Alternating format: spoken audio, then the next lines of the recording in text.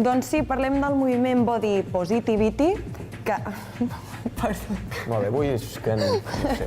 Body Positivity, és que té moltes T's, això. Bé, doncs que aquest moviment impulsa per les xarxes socials que les noies demostrin que el seu cos és normal, que se l'accepten i pugen imatges a Instagram. Roger, no em facis riure. Mai m'havien dit, vull dir mam perquè té moltes T's, això. No, és que, bueno, bé.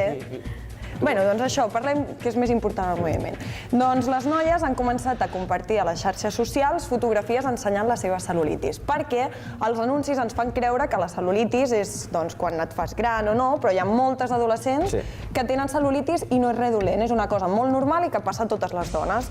Llavors, acompanyats del hashtag Cellulity Saturday, Cellulity Saturday, és que té tot moltes T's, doncs s'ha fet trending topic a la xarxa i podeu veure moltíssimes fotografies i se'n destaca l'Ashley Graham, que és una de les que va començar amb aquest moviment, acompanyat d'aquest hashtag, i s'ha estès per la xarxa. I està molt bé que s'impulsin aquests reptes i no aquells del full, per veure si tens la cintura prima o no, aquell de veure si les cames se t'ajunten o no, perquè aquests són estúpids i aquests són més reals i aporten més coses.